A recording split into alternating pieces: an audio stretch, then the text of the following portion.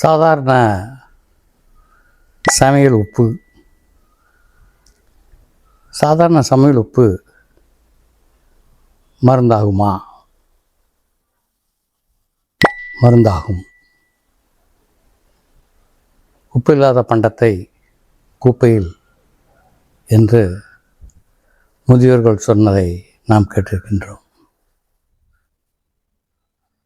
That means not only for the taste, சுவைக்காக மட்டுமல்ல.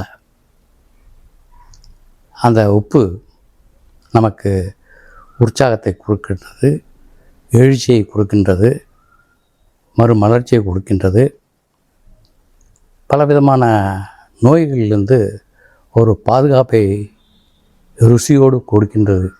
அதனால்தான் உப்பில்லாத பண்டத்தை குப்பையில் எறி என்பார்கள்.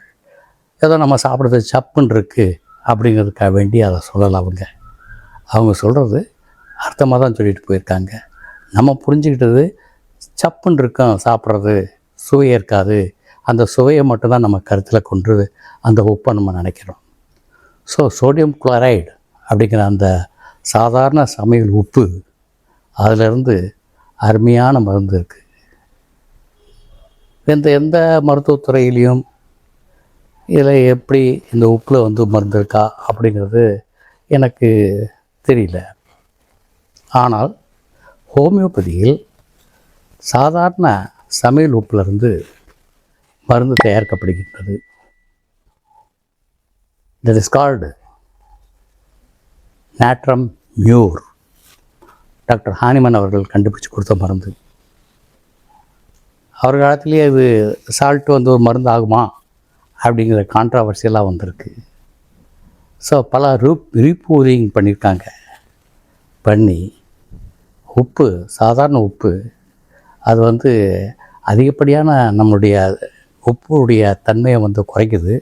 நாட்ரமியூர் அப்படின்ற ஒரு ஹோமியோபதி மருந்தாக கொடுக்கும்போது, அது 30Xயில் கொடுக்கும்போது, 30Cயில் கொடுக்கும்போது, ஸோ அந்த மருந்துகள் மிக அற்புதமாக வேலை செய்கின்றது. ஹைப்பர் தைராய்டிசம், காய்டர், அதே மாதிரி எக்ஸாஷன், டயர்ட் ஆகிடுறது, ஒரு எனர்ஜி இல்லாமல் இருக்கிறது, காலையில் எந்திரிச்சுமே ஒரு மூட் அவுட் ஆகிருக்கிறது, ரொம்ப சேடாக சோம்பலாக இருக்கிறது, இவையெல்லாம் நாட்ரமியூருங்கிற மருந்து மிக அற்புதமாக வேலை செய்யும். அது மட்டுமல்ல, ஆயிரக்கணக்கான பிரச்சனைகளுக்கு, உடலில் தோன்றும் ஆயிரக்கணக்கான பிரச்சனைகளுக்கு ஹோமியோபதியில் இருக்கக்கூடிய நம்ம சமையலில் சேர்த்தக்கூடிய சாதாரண உப்புலேருந்து தயாரிப்படக்கூடிய நாட்ரமியூர் என்ற மருந்து மிக அற்புதமாக வேலை செய்கிறது. அருமையான மருந்து. அதை ஹோமியோபதி டாக்டரிடம் நீங்கள் கலந்து ஆலோசித்து அந்த நாட்ரமியூர் எதுக்கு தேவைப்படுகிறது என்று கேட்டு உட்கொள்ள வேண்டுகிறேன். நன்றி, வணக்கம்.